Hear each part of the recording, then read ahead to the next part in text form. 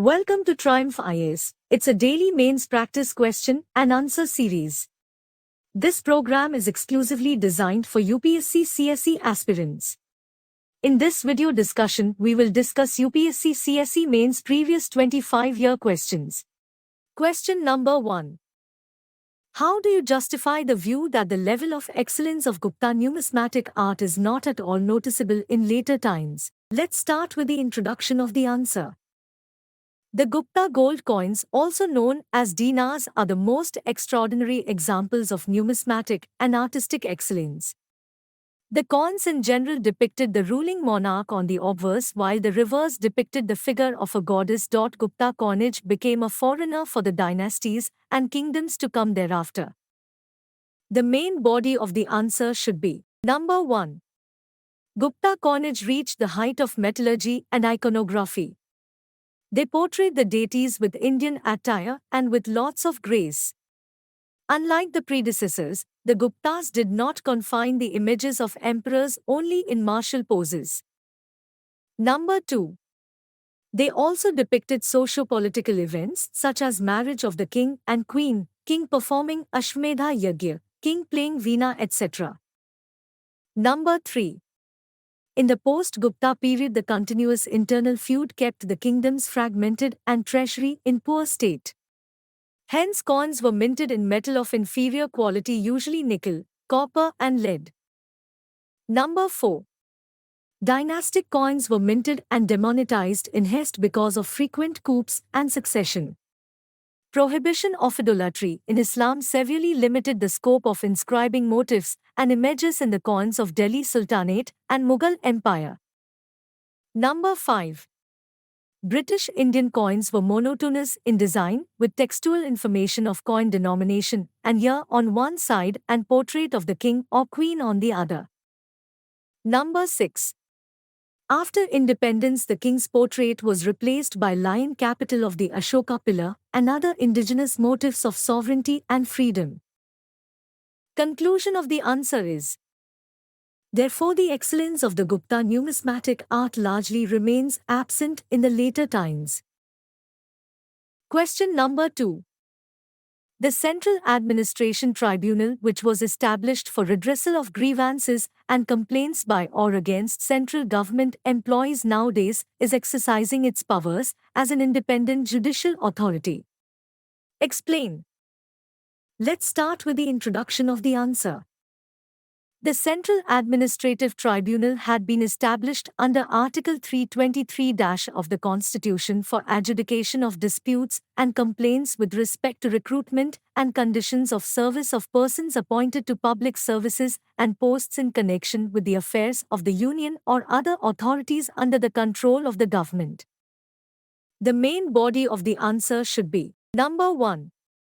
The tribunal is guided by the principles of natural justice in deciding cases and is not bound by the procedure prescribed by the Civil Procedure Code.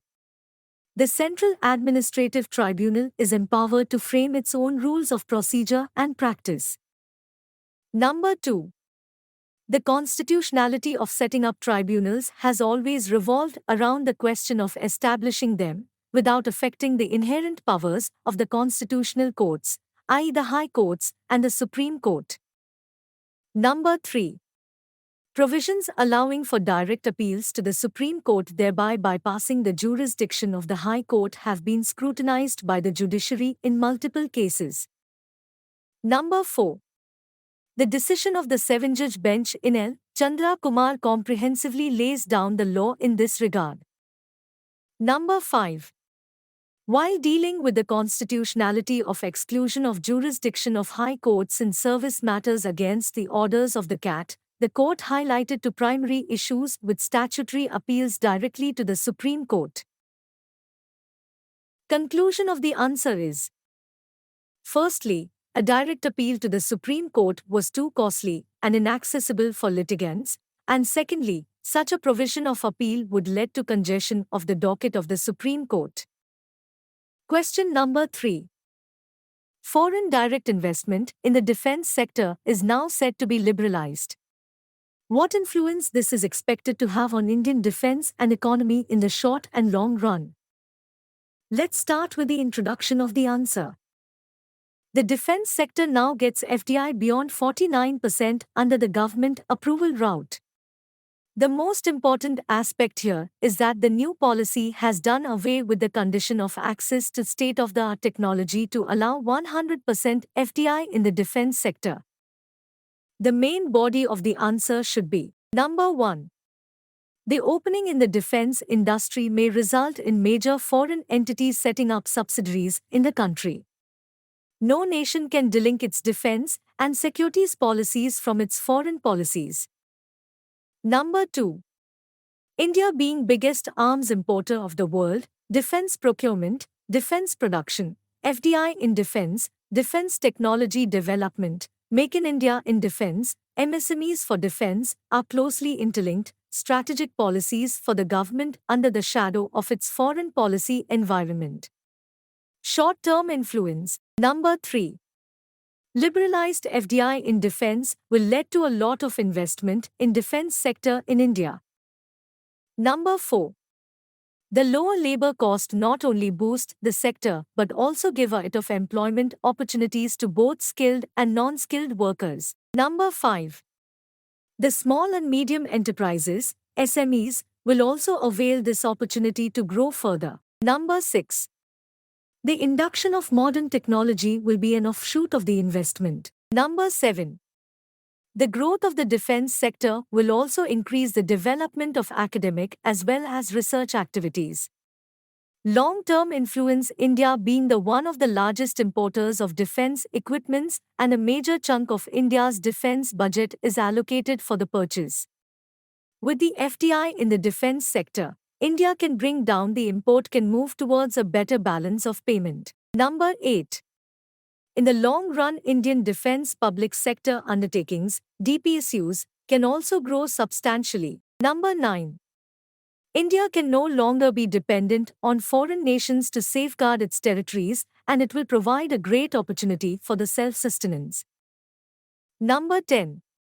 The development of industrial corridors, DES, Special Economic Zones, SEZ, and National Investment and Manufacturing Zones, NIMS, in the defense sector can help in growth of Indian economy. Number 11.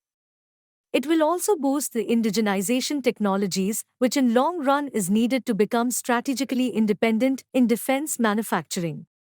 Conclusion of the answer is: one of the important long-term benefits will be the investment in more R&D activities, which will also boost the academic industry setup related with defense technologies.